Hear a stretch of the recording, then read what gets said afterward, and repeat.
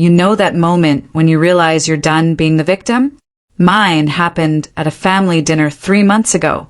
And let me tell you, the look on my stepmother's face when I finally struck back? Priceless.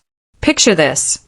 Ristorante Bellissimo, the most expensive Italian restaurant in town.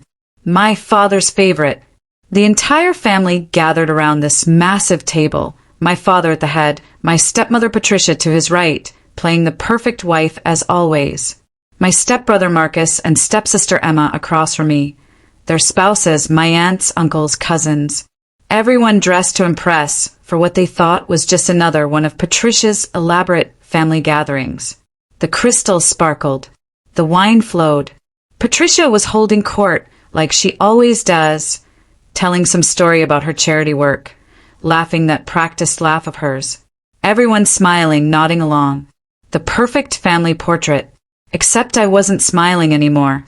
I sat there watching her perform, watching my father gaze at her with complete adoration, watching my step-siblings hang on her every word. And I felt nothing. No anger. No hurt. Just cold, calculated certainty.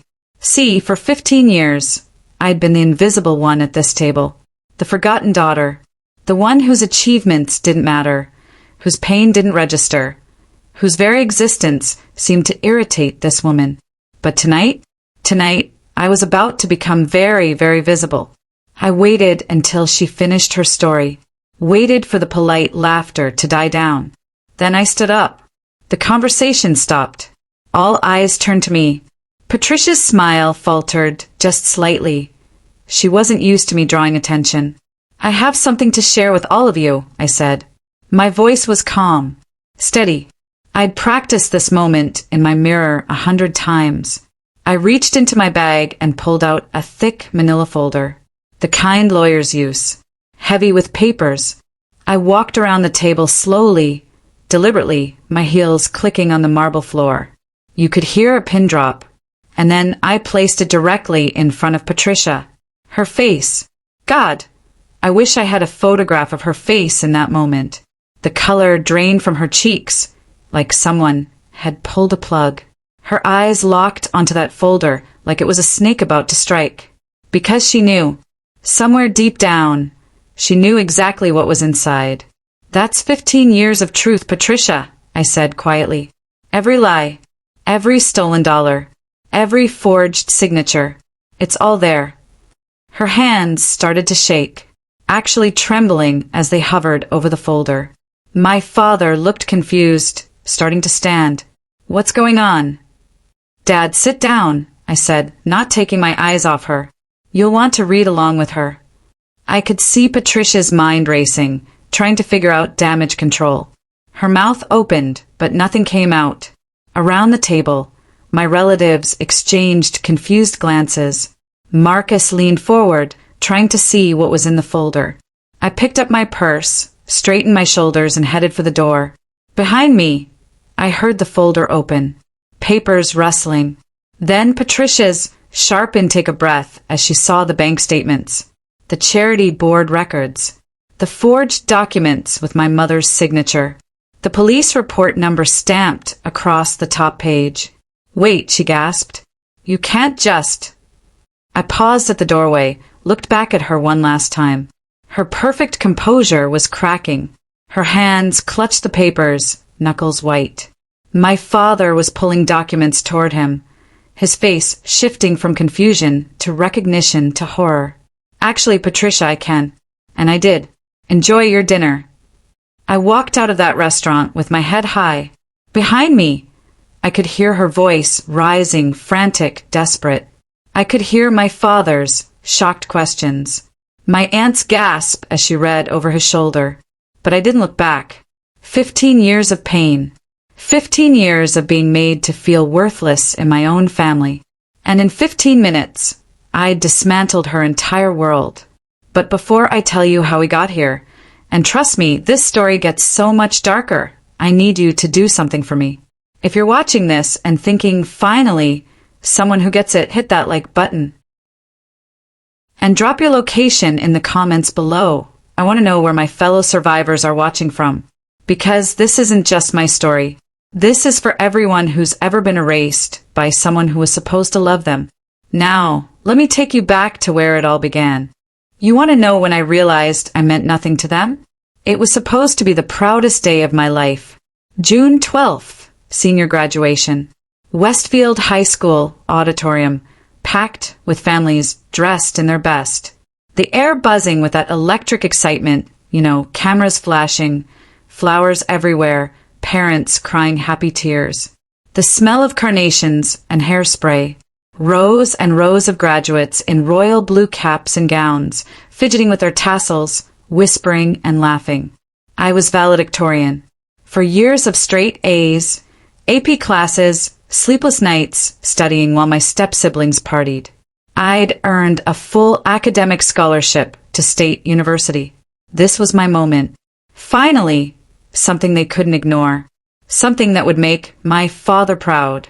That morning, I came downstairs in my graduation gown, honor cords around my neck. Patricia was at the kitchen island, scrolling through her phone, sipping her green smoothie.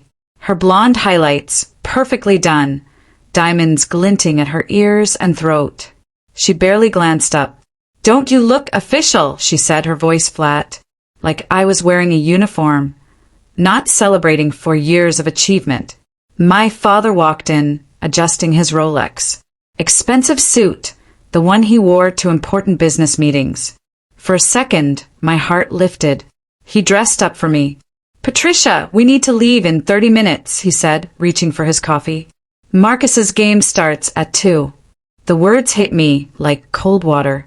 "Dad," I said carefully, "my ceremony starts at 2. The graduation ceremony." He paused, cup halfway to his lips, then looked at Patricia. Actually looked at her like she held the answer. Patricia sighed, this delicate, put-upon sigh. "Michael, it's just a graduation. Everyone graduates high school." But Marcus finally made starting lineup. She smiled at him. That smile she reserved for getting her way. "This is important for his confidence.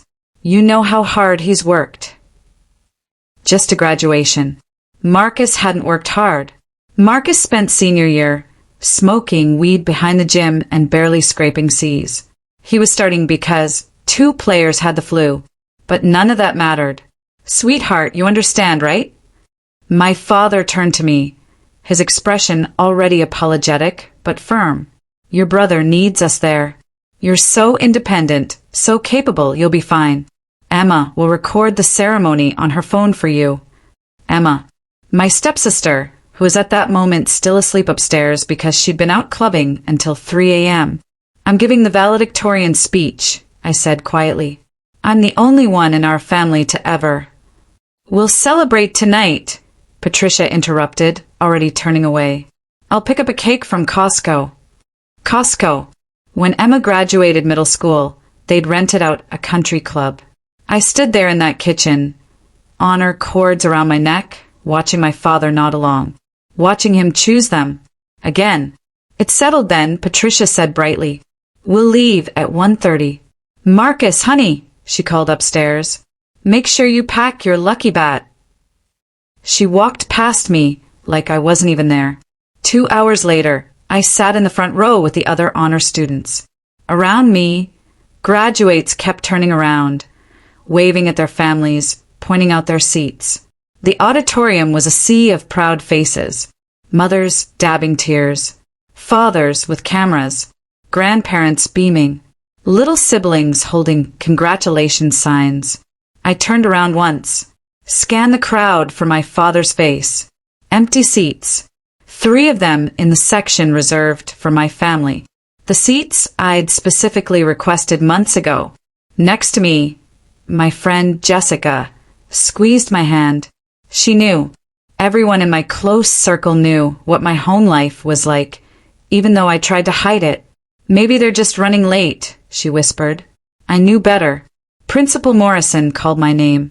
Our valedictorian, graduating with a 4.0 GPA and a full academic scholarship to State University.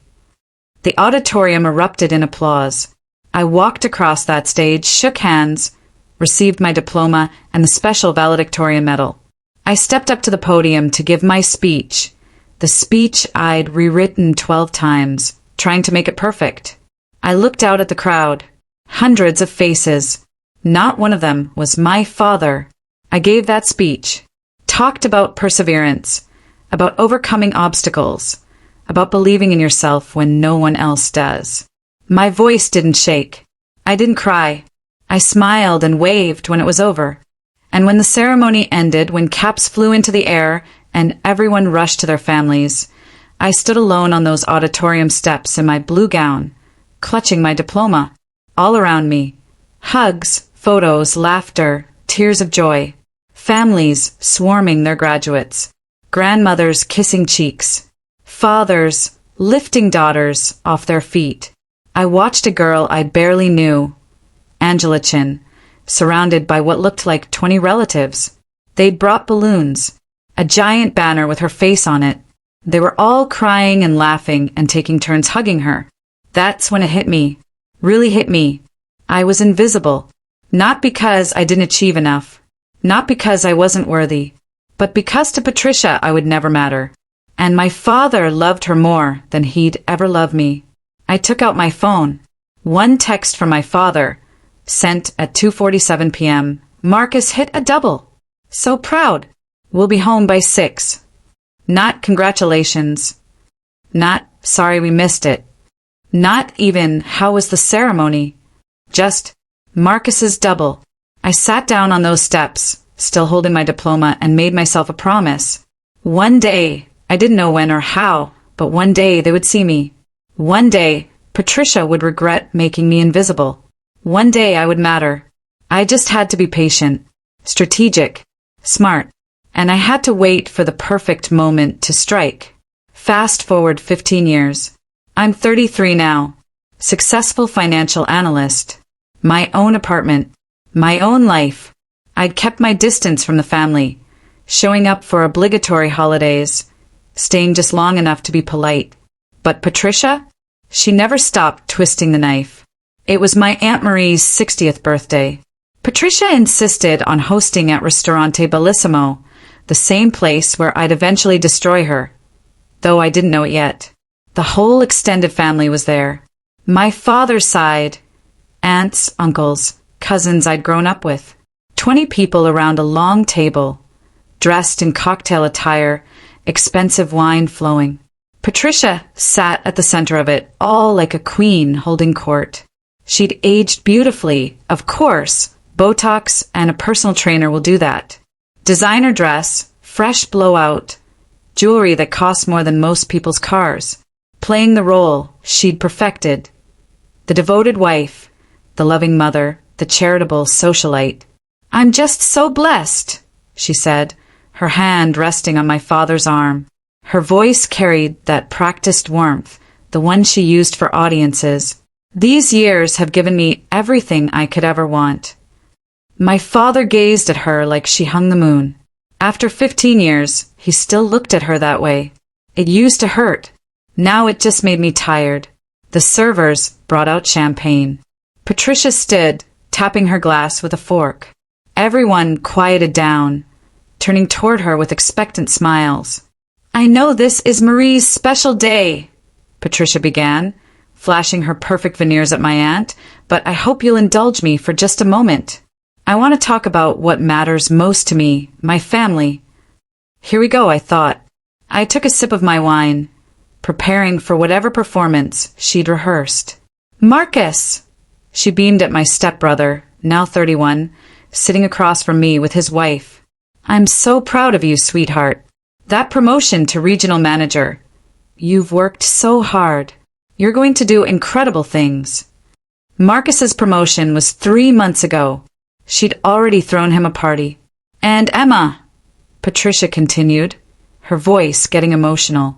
My beautiful daughter, raising 2 children while building your interior design business? You amaze me every single day. You're the strongest woman I know. Emma's business was a side hustle decorating her friends' homes. She posted on Instagram twice a month. But Patricia made it sound like she was running an empire. The table erupted in applause. Marcus raised his glass. Emma's eyes got misty. She ate this stuff up every single time. To my children, Patricia declared, her voice ringing out. My greatest accomplishment. Everything I've done has been for them. Everyone drank, clinked glasses, offered congratulations. Not one person mentioned me. I sat there, 5 feet away from her, and I was invisible. Again. But here's the thing. 2 weeks earlier, I'd been promoted to senior vice president at my firm. Youngest person in company history. I'd also won the Regional Excellence Award. My photo had been in the business section of the newspaper. My father had been copied on the company-wide announcement email. Patricia knew. She absolutely knew. My cousin, David, cleared his throat. Hey, didn't you just get more wine? Patricia interrupted smoothly, signaling the server. She turned to Aunt Marie, launching into a story about a charity gala, drowning out David's question. I watched her, really watched her, the way she angled her body away from me, the way she'd orchestrated the entire seating arrangement, so I was at the far end, next to my father but away from everyone else. The way she timed that toast right after the server had cleared my place setting, so I looked disconnected, separate. This wasn't accidental. This was surgical. Across the table, Emma caught my eye, and she smiled. Not a friendly smile. A knowing smile. Triumphant. Like we were in a competition, and she'd just scored the winning point. She'd always been like that, needing to win, needing to be better, needing her mother's approval more than oxygen. But this was malicious. My hand tightened around my wine glass. Inside I was screaming. 15 years of this. 15 years of being erased, dismissed, diminished. And now she was doing it in front of my entire extended family, making sure they all saw that I didn't matter.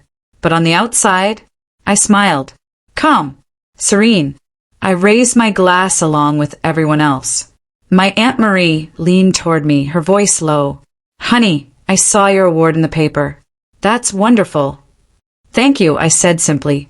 She hesitated, glancing at Patricia, then back to me. I could see the discomfort in her eyes.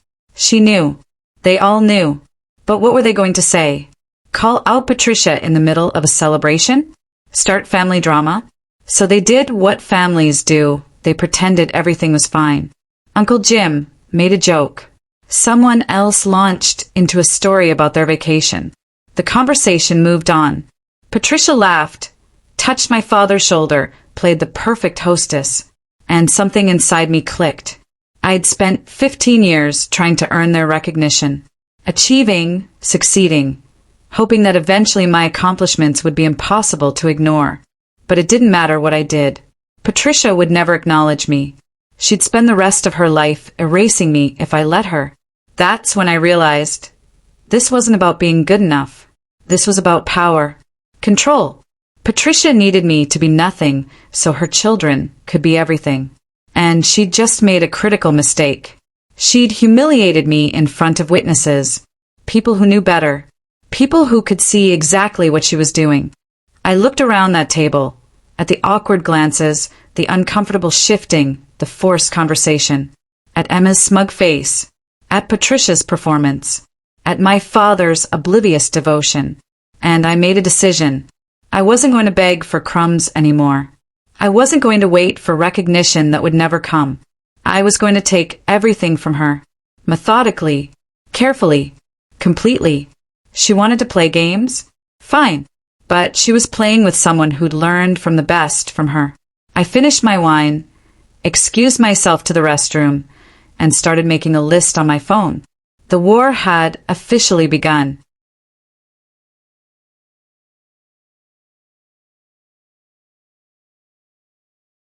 But before I tell you how I destroyed her, you need to understand how she destroyed me first. I was 8 years old when my mother died.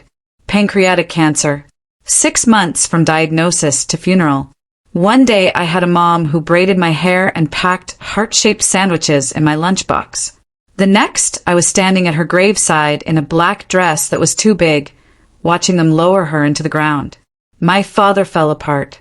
Michael Chin, successful real estate developer, reduced to a man who couldn't get out of bed, who forgot to make dinner, who stared at my mother's photo and cried. 6 months later, he met Patricia at a charity gala. She was beautiful, poised, a widow herself with 2 kids, Marcus, 9, and Emma, 7. She understood grief, my father said. She could help us heal. They married 4 months after that. I was barely 9. At first, it seemed like a fairy tale. Patricia redecorated our house, filled it with fresh flowers, cooked elaborate meals. She smiled at me, asked about school, even took me shopping once. I remember thinking maybe, just maybe, everything would be okay. The mask dropped 3 months after the wedding. We need to make some changes, Patricia announced at dinner. Marcus is getting older. He needs his own space. My bedroom, the room my mother had painted soft yellow, with stars on the ceiling we'd put up together. The room that still smelled like her perfume. He'll take your room, sweetheart, my father said gently. You'll move to the guest room. It's smaller, but... I moved the next day. The guest room had beige walls and no windows facing the garden. Marcus immediately painted my old room black and covered those stars with band posters. That was just the beginning. Dinners became a production. Patricia would serve the plates. Marcus and Emma got heaping portions. Mine were noticeably smaller. When I asked for more, she'd sigh. Growing boys need their nutrition. You're so petite, honey. You don't want to get chunky. I was 9, and I started to believe I didn't deserve to eat as much as them. Clothes were next. Emma, let's go to the mall. Patricia would announce. They'd come back with shopping bags full of designer brands. My clothes? Hand-me-downs from Emma. Shirts she'd stained or grown tired of. When I asked my father for new school clothes, he'd say, Patricia manages the household budget. She knows what's reasonable. Then there was my college fund. My mother had set it aside. $30,000, saved from her teaching salary. Money that was supposed to be mine. Marcus wanted to start a food truck business at 20. It failed within 6 months. That money? Gone. My father said it was family investment. Patricia said I should be grateful Marcus was entrepreneurial. I got a full scholarship anyway, because I had to. Every birthday, every Christmas, the pattern was clear. Emma got a car for her 16th birthday, a BMW. I got a used bike from Craigslist. Marcus got a gaming computer, $2,000. I got a $50 gift card to Target. But the worst part wasn't the things. It was the achievements. I made honor roll every semester. Patricia would glance at my report card and say, well, you're naturally studious. It's not like you had to try hard. Emma got AB in art class. They threw a celebration dinner. I won a state science fair. My father missed it for Marcus's football game, where Marcus sat on the bench the entire time. I got accepted to every university I applied to. Patricia announced Emma's acceptance to community college like she'd gotten into Harvard. Every success I had was minimized, explained away, dismissed. Every mediocre thing Marcus or Emma did was treated like a miracle. My father? He started seeing me through Patricia's eyes. When I'd get upset, she'd call me sensitive and dramatic.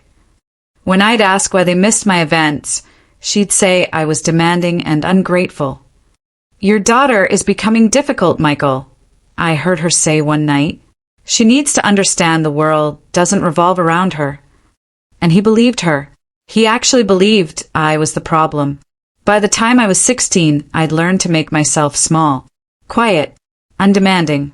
I studied in the library after school, ate before family dinners, so I wouldn't have to sit at that table watching them laugh together. Spent holidays in my beige bedroom. I became a ghost in my own home. But here's what Patricia didn't know. While she was busy erasing me, I was learning.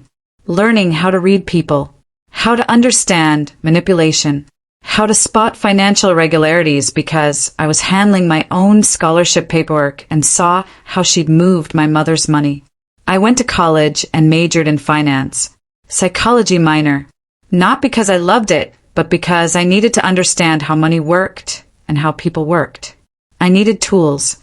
I graduated summa cum laude, got recruited by a top financial firm, learned how to trace assets, identify fraud, build airtight documentation. And every year at every holiday dinner, I watched Patricia operate, watched her control my father, watched her build her perfect family image, watched her make sure I knew I'd never belong. The erasure was so complete that my own father started forgetting to mention me when people asked about his kids. I have 2 children, he'd say, meaning Marcus and Emma. I wasn't angry anymore. I was patient, because I knew something Patricia didn't. I was smarter than her, more disciplined, more strategic, and I was willing to wait as long as it took. 15 years of being invisible taught me something valuable.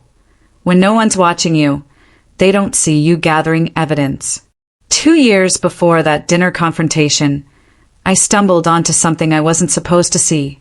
I was 31, 3 years into my job as a financial analyst. I'd stopped by my father's house to drop off some documents he'd asked me to review. Business contracts, nothing unusual. He was out with Patricia at some charity event. The house was empty. His study door was open. Papers scattered across his desk. And right there, on top of the pile, was a property transfer document. I shouldn't have looked.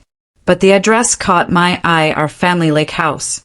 The one my mother's parents had left to my father. The one that was supposed to come to me someday. The deed was being transferred to Patricia Chin, solely in her name. My hands went cold as I flipped through the other documents. Bank account statements, investment portfolios. Everything, and I mean everything, was being moved out of my father's name into hers.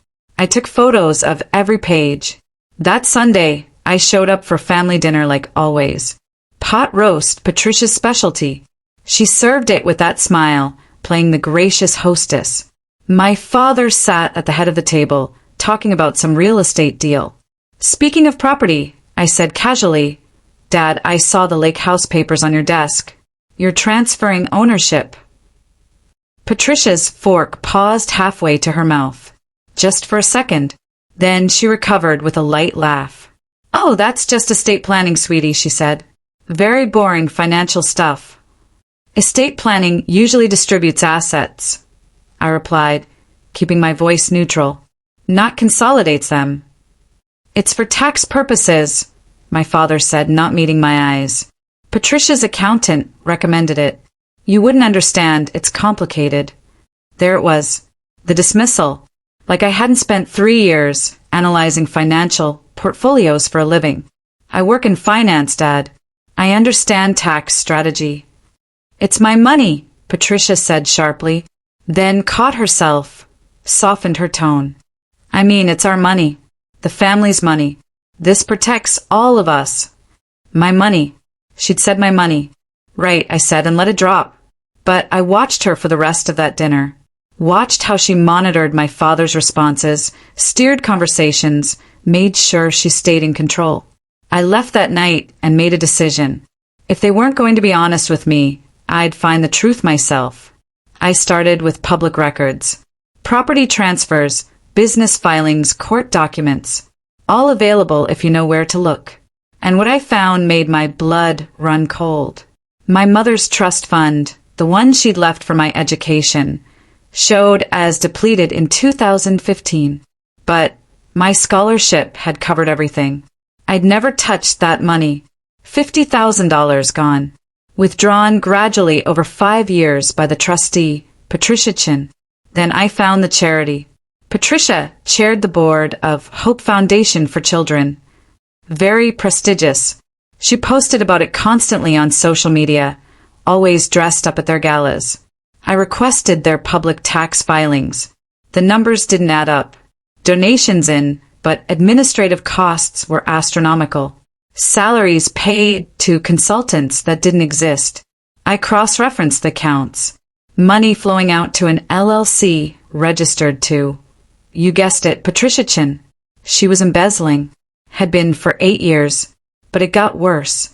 I ran a credit check on myself, routine monitoring I did annually, and there it was, an American Express card in my name that I'd never opened. Opened in 2018. $15,000 in charges. Paid off monthly but still active. Someone was using my identity. I pulled the transaction history. Designer stores. Spa treatments. Restaurants I'd never been to. All in the city where Emma lived. Patricia had opened a credit card in my name. For her daughter. My hands were shaking as I kept digging. Bank accounts. Investment records. Legal filings. Every document painted the same picture. Systematic, calculated theft spanning over a decade. And then I found the will. My father's will. Updated 6 months earlier. I pulled it from the county records where it had been filed. Read through the legalese. Got to the beneficiary section. Primary beneficiary, Patricia Chin. Secondary beneficiaries, Marcus Chin and Emma Richardson. My name appeared once. In the section titled Intentionally Excluded Heirs. I intentionally make no provision for my daughter from my first marriage. Those words, typed out in legal language, notarized and filed. My father, the man who'd held me when my mother died, who'd promised he'd always take care of me, had legally erased me from his life. I sat in my apartment that night, surrounded by printed documents, and something fundamental shifted inside me. I wasn't sad. I wasn't hurt. I was done. For 15 years, I'd tried to earn their love. Tried to be good enough, successful enough, quiet enough. And the whole time, Patricia had been systematically stealing from me, using me and positioning herself to take everything. My father had let her, had chosen her, had signed papers that cut me out completely. The old me would have cried, would have confronted them emotionally, gotten gaslit and dismissed again. But I wasn't that girl anymore. I was a financial analyst who just uncovered fraud, identity theft, and embezzlement. I had evidence, documentation, a paper trail that led directly back to Patricia. And I had skills she didn't know I possessed. I opened my laptop and started a new folder. Labeled it Patricia Chen Evidence. Started uploading photos, documents, transaction records. Then I did something I'd learned in my psychology classes. I made a plan. Not an emotional reaction. A strategy. If I went to my father now, Patricia would spin it. Make me look vindictive or crazy. She'd done it before. No. I needed to be smarter. More thorough. I needed evidence so airtight, so comprehensive, that there would be no room for denial. And I needed to wait for the right moment. The moment where maximum people would witness. Where Patricia couldn't hide or explain it away. I would take my time, build my case, document everything, and then I would destroy her. Not out of revenge, out of justice. She'd stolen my childhood, my family, my inheritance, and my identity. Now I was going to take everything from her. The next morning, I called a lawyer. Not just any lawyer. Rebecca Torres, a specialist in elder financial abuse and fraud. Her reputation was legendary. I'd read about her cases in the business journals. She didn't lose. I walked into her office with 3 bankers, boxes full of evidence. Tell me everything, she said. I did. Every detail, every document, every stolen dollar. When I finished, she sat back in her leather chair, fingers steepled, eyes sharp. This is good, she said. No, this is airtight. Your stepmother made one critical mistake. What's that? She got greedy. And greedy people get sloppy. Rebecca pulled out the credit card statements. Identity theft is federal. The charity embezzlement, that's fraud. These forged signatures on your mother's trust fund withdrawals, that's forgery and theft. We're not talking civil court. We're talking criminal charges. My heart was pounding. How strong is the case? Strong enough that I'd take it pro bono just to see the look on her face. She smiled. But you're going to pay me because I'm worth it. Here's what we're going to do. Over the next 6 months, I became 2 people. In public, I was the dutiful daughter, showing up for family dinners, smiling through Patricia's performances, playing the role I'd always played. In private, I was building a prosecution case. Rebecca taught me what we needed: irrefutable documentation, multiple witnesses, a clear pattern of behavior, no room for Patricia to claim it was a misunderstanding or mistake. "The beautiful irony," Rebecca said, reviewing bank statements, "is that her own meticulousness is going to hang her. She kept records of everything. Every transaction documented. Every transfer recorded. She thought she was being smart, keeping proof in case your father ever questioned her. But it's all evidence." The paper trail was perfect. Too perfect. Patricia's greed had made her careful, and her carefulness had created the very evidence that would destroy her. But I needed more than documents. I needed witnesses. That's when I made a strategic decision that surprised even Rebecca. I got close to Marcus and Emma. I started with Marcus. Invited him to lunch under the pretense of family bonding. He was hesitant at first. We'd never been close, but he agreed. Over beers at a sports bar, I just listened. Let him talk. And once he started, everything came pouring out. "Mom's been on my case lately," he said, his third beer loosening his tongue. "She found out about the gambling." My ears perked up. Gambling. Online poker. Sports betting. I got in deep, 40 grand deep. Mom's been covering it, but she won't let me forget it. Every conversation, it's, "I saved you, Marcus. You owe me." I kept my voice casual. "That's a lot of money." She took it from her charity fund, made me sign papers promising to pay it back. He laughed bitterly, like I have 40,000 lying around. Now she holds it over my head for everything. I recorded every word. Hidden app on my phone. Legal in our state for conversations you're part of. Emma was harder. She'd always been Patricia's golden child, the one who could do no wrong. But I noticed cracks at family gatherings. The way she tensed when Patricia commented on her weight. How she flinched when her mother suggested outfit changes. I invited her to coffee. Just us girls. "You look tired," I said gently. And she broke. "Mom's driving me crazy," Emma confessed. "She shows up at my house unannounced. Criticizes how I'm raising the kids. Last week, she rearranged my entire kitchen while I was at work. Said my system was inefficient. That sounds controlling. It's suffocating. I can't do anything right. My business isn't successful enough. My house isn't clean enough. I'm not strict enough with the kids." Tears welled in her eyes. Sometimes I wonder if she even likes me, or if she just likes the idea of having a perfect daughter.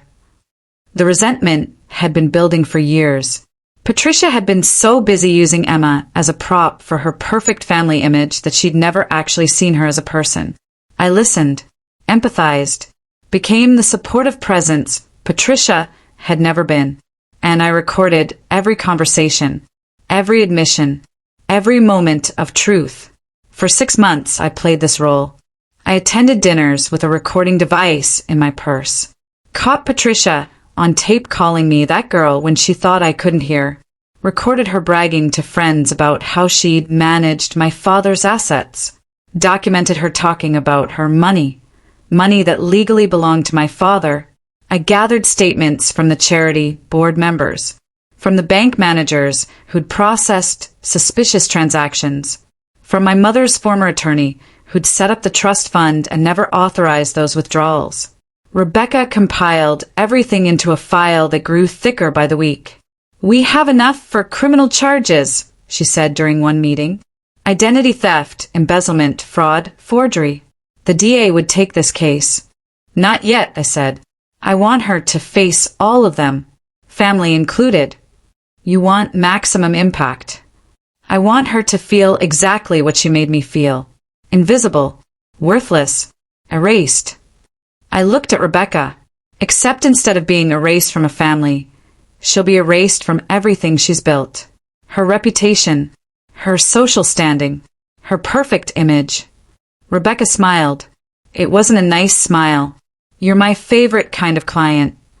We prepared the folder, the one I'd eventually place in front of Patricia at that dinner. Every document organized, every piece of evidence labeled, bank statements showing the theft, credit reports showing the fraud, charity records showing the embezzlement, signed statements from witnesses, and at the very top, a police report number, already filed, already under investigation. The trap was set. I just needed the right moment to spring it. And then came Aunt Marie's birthday. Patricia insisted on hosting. Another chance to perform her perfect family act. The invitation arrived. Ristorante Bellissimo. The entire extended family. I RSVP'd yes. This was it. This was my moment. 20 witnesses. Public setting. No escape. I confirmed everything with Rebecca the day before. Once you present this, there's no going back, she warned. Good, said. I'm done going back. I had one folder printed, leather-bound, professional, the kind of presentation that said this wasn't emotion, this was evidence. The night of the dinner, I dressed carefully, professional but not aggressive. I wanted to look composed, in control, because I was. Patricia had spent 15 years building her empire on lies. I'd spent 6 months building the case that would demolish it. We're back to that dinner now. Full circle. But this time you know what I know. I arrived at Ristorante Bellissimo at exactly 7 p.m. The private dining room glowed with soft lighting. Patricia had outdone herself. Fresh flowers on the table, placed cards at each seat, a photographer in the corner. Wait, a photographer? That was the first red flag. Capturing memories, Patricia explained when Aunt Marie asked. But I noticed where the camera was positioned. Angle to capture the head of the table. Where Patricia would stand to make her toast. She'd planned this. Wanted proof of her perfect family moment. Red flag number 2, the guest list. This wasn't just immediate family. Patricia had invited every aunt, uncle, and cousin on my father's side. People who respected her. People whose opinions mattered. She wanted an audience for my humiliation. I took my assigned seat, far end of the table, naturally. Watched Patricia work the room, greeting everyone with air kisses and compliments. She was in her element. Designer dress, fresh Botox, playing the role she'd perfected. The dinner progressed exactly as I described in part 3. The champagne, the toast praising Marcus and Emma, the deliberate erasure of my existence, while I sat 5 feet away.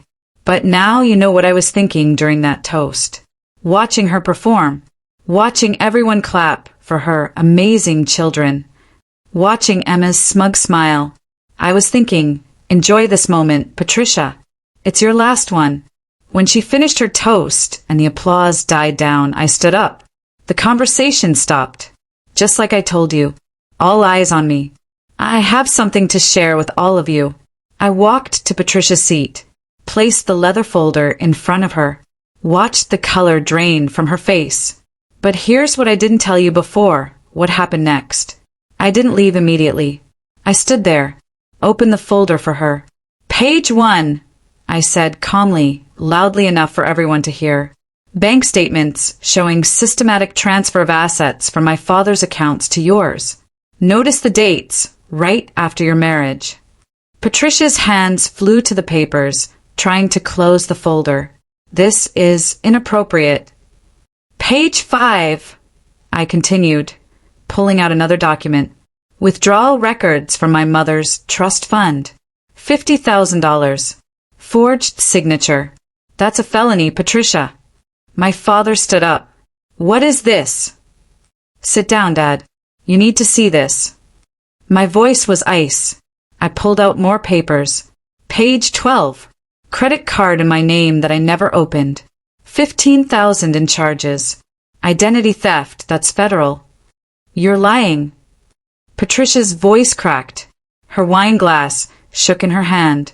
Page 18. I placed the charity records on the table. Hope Foundation for Children. 8 years of embezzlement. You stole from a children's charity, Patricia. The wine glass shattered. Actually shattered in her grip. Red wine splashed across the white tablecloth. Patricia didn't seem to notice the glass cutting her palm, blood mixing with the wine. "You ungrateful bitch," she screamed, the mask completely off now. "After everything I've done. I raised you. I gave you a home." "You stole my home," I said quietly. "You stole my childhood, my mother's money, my identity, my father." Around the table, jaws had dropped. Aunt Marie had her hand over her mouth. Uncle Jim was leaning forward, reading the documents my father had pulled toward him. "These are lies." Patricia was hyperventilating now, chest heaving. "Michael, she's making this up. She's always been jealous of us, you know that." But my father wasn't looking at her.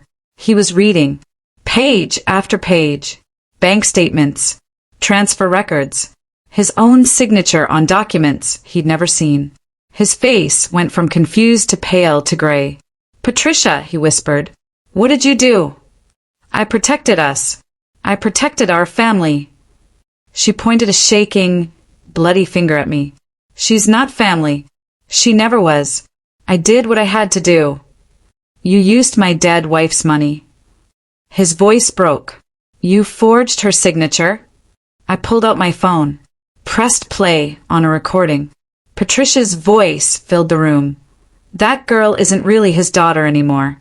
Not where it counts. Michael knows Marcus and Emma are his real children now." The silence was deafening. Marcus stared at his mother, his face white. Emma had tears streaming down her cheeks. "Mom." Emma's voice was small. "You said those things." "I played you another recording last week, Emma," I said gently. "Remember? When you told me you were tired of her control. That was real. This is who she is." Patricia spun toward her children. "They're twisting everything. I love you. Everything I did was for you. You stole $40,000 from a charity to cover my gambling debts," Marcus said slowly, standing up, then held it over my head. "That's not love, Mom. That's control." "You've criticized every choice I've made for 10 years, Emma added, her voice shaking. "My parenting, my business, my house. Nothing I do is ever good enough. Because I want the best for you." Patricia shrieked. She looked around the table wildly, at the family members staring at her with disgust, at the photographer who'd stopped taking pictures, mouth open, at her children backing away from her. "Michael, say something," she demanded. My father held up a document. His will, the one that excluded me. "Did I sign this?" he asked. "You were protecting our assets."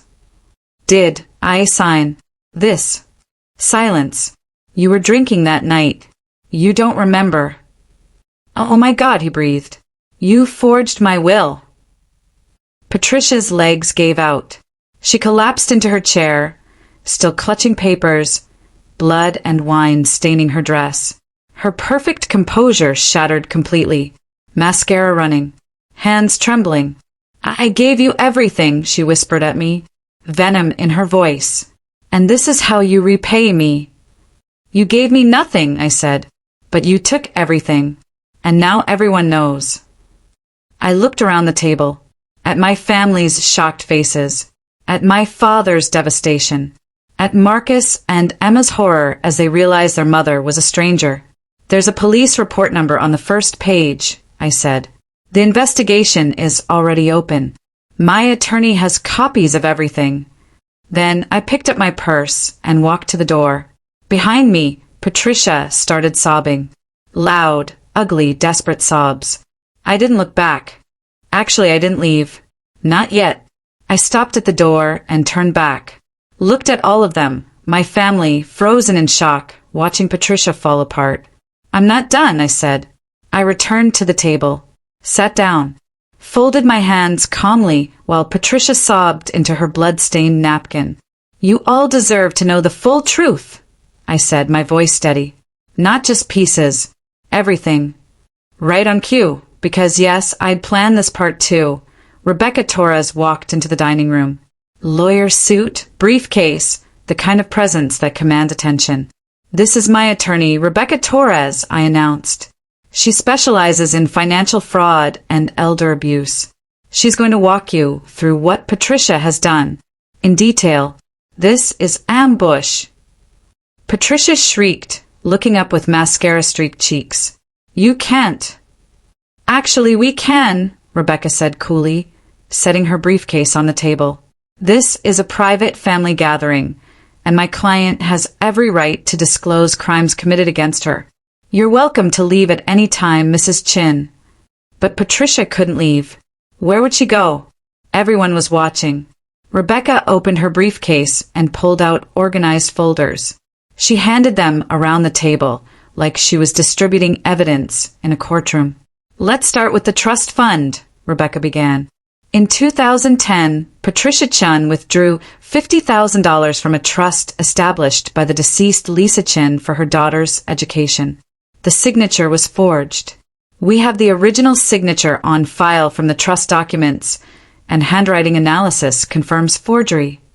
Uncle Jim held up one document comparing signatures. These don't even look close.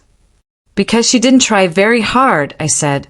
She didn't think anyone would check. Next, Rebecca continued, identity theft. In 2018, Patricia opened a credit card in my client's name without authorization. The card was used primarily by Emma Richardson, Patricia's daughter. Total charges exceeded $15,000. Emma's face went white. Mom, you said that card was yours. I was helping you. Patricia snapped. You needed those things. I was being a good mother. By committing fraud. Emma shot back. My grandmother, my father's mother, spoke up for the first time. Her voice was quiet but sharp. I always knew something was wrong. The way you treated this child. I told Michael, but he wouldn't listen. Mom, my father started. No, Michael. Be quiet. Grandma Chin fixed her eyes on Patricia. I watched you erase your stepdaughter for 15 years. Watched you favor your own children while treating her like she was invisible. I thought you were just cold. I didn't know you were also a thief. The word hung in the air. Thief. The charity embezzlement, Rebecca said, pulling out more documents. Hope Foundation for Children. Mrs. Chin has served as board chair for 8 years. During that time, over $200,000 has been siphoned into shell companies owned by Patricia Chin. Aunt Marie gasped. $200,000? From a children's charity. She stole from sick kids, I said flatly, to fund her lifestyle, the designer clothes, the spa treatments, the perfect image. These are fabricated.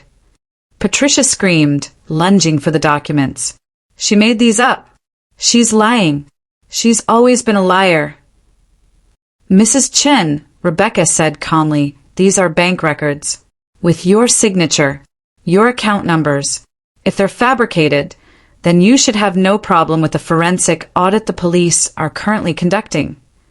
Patricia froze. Police, my father whispered. Report number is on page 1, I said. Filed 3 days ago. Detective Morrison is leading the investigation. Uncle Jim, my father's older brother, stood up, walked over to Patricia. His face was red with anger. Patricia, he said, his voice shaking. How could you? She was 8 years old when you married Michael. 8. And you stole from her? Used her identity? Erased her from her own family? I gave her everything. Patricia was hyperventilating again. I raised her. I fed her. I kept a roof over her head. That was Dad's roof, I said quietly. Dad's money. My mother's house. You didn't give me anything, Patricia.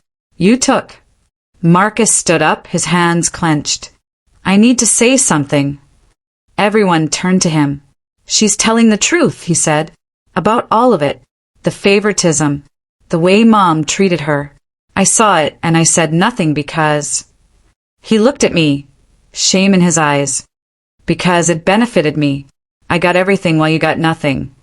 And I told myself you were just being dramatic. That you were difficult. Because that's what Mom always said. I'm sorry, Emma added, tears streaming. I'm so sorry. Mom made us believe you were the problem, that you were jealous and ungrateful. But you weren't. You were just trying to survive while she destroyed you. My father hadn't moved. He sat there, papers spread in front of him, his face gray. He looked like he'd aged 10 years in 10 minutes. What have I allowed to happen? He whispered. Oh God, what have I done? He looked up at me, really looked at me, maybe for the first time in 15 years. I chose her over you, he said, his voice breaking. Every single time. Your graduation, your achievements, your pain. I chose her lies over your truth. Yes, I said simply. You did. Can you ever forgive me? I didn't answer that. Instead, I stood up and looked directly at Patricia. You made me feel worthless, I said. Each word deliberate. Clear. You made me feel invisible. You made me believe I didn't deserve love or recognition or basic human decency. For 15 years, you systematically destroyed my sense of self-worth. Patricia opened her mouth, but I held up my hand. I'm not finished. You stole my childhood, my mother's money, my identity, my family. You turned my own father against me. And you did it all while playing the perfect mother, the charitable saint, the devoted wife. I leaned forward. Now you're going to feel what it's like to lose everything. I nodded to Rebecca. Police report filed, she said. Criminal investigation underway. Charges include fraud, embezzlement, identity theft, and forgery. That's federal and state crimes. Additionally, I added, divorce papers were served to my father's office this morning, filed on his behalf by another attorney I hired. Patricia Chen, you're being sued for fraud in the marriage, asset misappropriation, and breach of fiduciary duty. Patricia made a choking sound. And there's a restraining order, Rebecca finished. Effective immediately.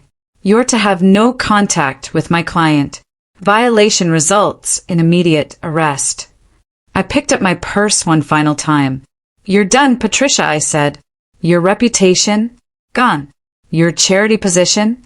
You'll be removed by tomorrow. Your marriage? Over. Your children? Well, you heard them. I looked around the table one last time. At my family's shocked faces. At my father's tears. At Patricia's complete destruction. I'm not the invisible one anymore, I said. And then I walked out for real. This time, I didn't hear sobbing behind me. I heard silence. It's my birthday today. My 34th birthday. For the first time in 15 years, I'm actually celebrating it. I'm in my apartment, my beautiful apartment with floor-to-ceiling windows overlooking the city. There are balloons. A homemade cake my best friend Jessica baked. 8 people crowded into my living room, laughing, telling stories, actually wanting to be here. These are my people, my real family, the ones who chose me and who I chose back. No one forgot. No one dismissed it as just another birthday. No one decided a baseball game was more important. It's such a small thing, a birthday, but it feels like everything. My life now, it's unrecognizable from 6 months ago. I got promoted again, director of financial analysis, corner office, my name on the door. The company values me. They see me. And it turns out when you're not constantly fighting for basic recognition at home, you have so much more energy to excel at work. I've been in therapy twice a week. EMDR for childhood trauma. It's hard work. Some sessions I sob for the entire hour. But I'm healing. Actually healing. Learning that my worth isn't determined by Patricia's cruelty or my father's blindness. My therapist told me something last week that stuck with me.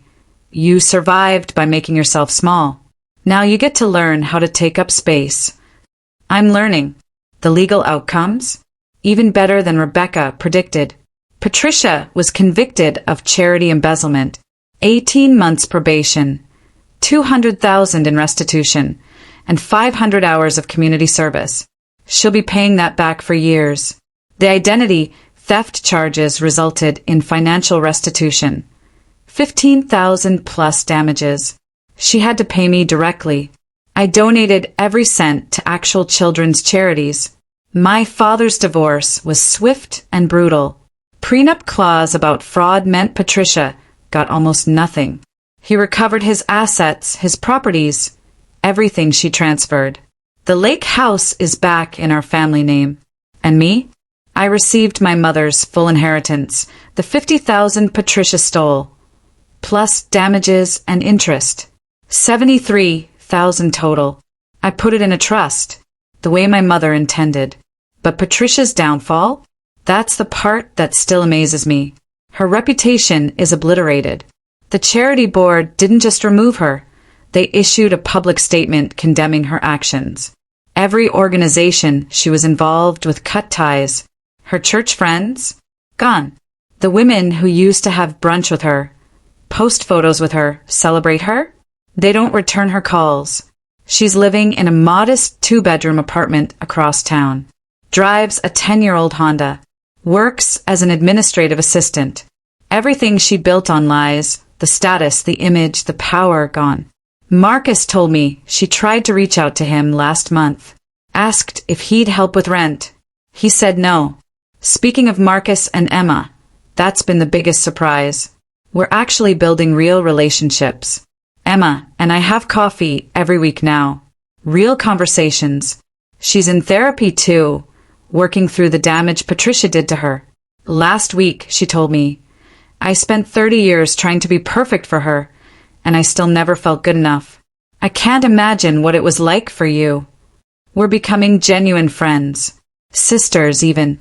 Not the fake performance we did for Patricia, but real connection. Marcus is trying. It's slower with him. Guilt is heavy cargo. But he shows up. Texts to check in. Sent flowers on my birthday. We're working on it. My father and I. That's complicated. We're in family therapy together, weekly sessions. He's confronting what he allowed, what he chose not to see. There's a lot of anger on my side. A lot of grief on his.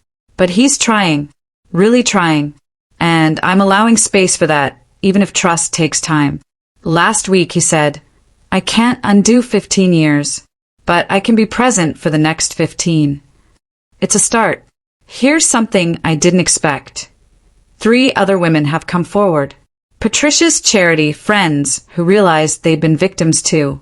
Smaller schemes, but the same pattern, manipulation, theft, lies. They're building a civil case. Patricia's legal troubles aren't over. Turns out, predators don't usually have just one victim. You know what I've learned through all of this?